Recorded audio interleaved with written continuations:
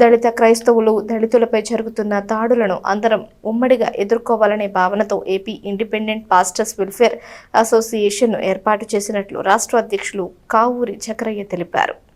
AP independent pastors welfare association కార్యవర్గ సమావేశం పట్టణంలోని ఐతానగర్లోని అపోస్తకల్ చర్చిలో సోమవారం రాత్రి జరిగింది. ఈ సమావేశంలో తెనాలి పట్టణ కమిటీని ఎన్నుకున్నారు. అధ్యక్షులుగా రావూరి విక్టర్ పాల్ ఎన్నికయ్యారు. ముఖ్య అతిథిగా హాజరైన రాష్ట్ర అధ్యక్షులు కావూరి చక్రయ్య మాట్లాడుతూ పాస్టర్లకు సహాయ సహకారాలు అందించి వారికి అండగా ఉండడం ఫెడరేషన్ ప్రధాన లక్ష్యాల్లో ఒకటిగా చెప్పారు. అందరి సలహాలతో రాష్ట్ర జిల్లా నియోజకవర్గ పట్టణ మండల కమిటీలు ఏర్పాటు చేసి ఆ దిశగా దళిత క్రైస్తవులు పాస్టర్ల సమస్యల పరిష్కారం కోసం కృషి చేస్తామని చెప్పారు. రావూరి విక్టర్ పాల్ మాట్లాడుతూ దేవుని సువార్తను ముందుకు తీసుకువెళుతూ సహోదరుల సమస్యల పరిష్కారం కోసం ఉమ్మడిగా ముందుకు సాగుదామని చెప్పారు. పట్టణ కమిటీ గౌరవ అధ్యక్షులుగా పి జ్ఞానేష్, ఉపాధ్యక్షులుగా ఆర్ దానియేలు, కార్యదర్శిగా రావూరి పాల్ రాజ్, కోశాధికారిగా ఏ ఇస్రాయిల్, అధికార ప్రతినిధిగా ఎం లాజరస్, ప్రధాన కార్యదర్శిగా సమాధానరావు, సహాయ కార్యదర్శిగా సిహెచ్ ఎబినేజర్, కార్యనిర్వాహక కార్యదర్శిగా కె జగదీష్ ఎన్నికయ్యారు. జిల్లా అధికార ప్రతినిధి చావలి రాజేంద్ర ప్రసాద్ సభ్యులు పాల్గొన్నారు.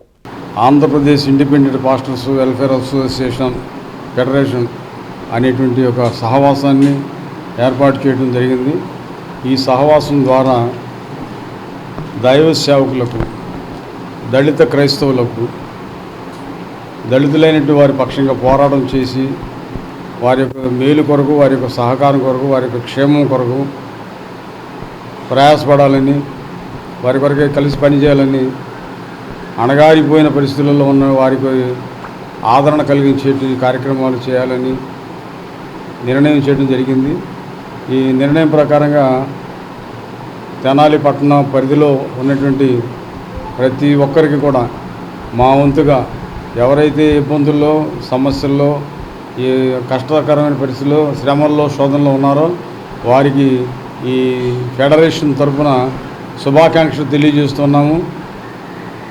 ఈ సహవాసం ద్వారా మేలైన కార్యక్రమాలు, దైవ కృపను బట్టి ధన్యకరమైన కార్యక్రమాలు జరగడానికి మేము ఉత్సుకతతో ఉన్నాము. ఆ దేవుని యొక్క సేవకులు దళిత క్రైస్తవులు పడేటువంటి ఇబ్బందుల నిమిత్తమై ఎంతో కొంత మా వంతు వారిని బలపరచడానికి గాను ఆ సమస్యలని తీర్చి అధికారుల దృష్టికి తీసుకువెళ్ళే దానికోసం పెట్టడమే తప్ప మరొకటి కాదు. ఈ విషయంలో మేము కోరుతా ఉన్నాం. తెనాలి పట్టణంలో ఉన్నటువంటి క్రైస్తవ నాయకులని, దళిత నాయకులని, అట్లా ఎస్సీ నాయకులను కూడా మేము కోరేది ఏంటంటే మాకు మీ వంతుగా మీరు ప్రార్థనా సహకారము, అట్లాగే మరి సూచనలు, సలహాలు కూడా మాకు ఇవ్వమని మేము కోరుతూ ఉన్నాం.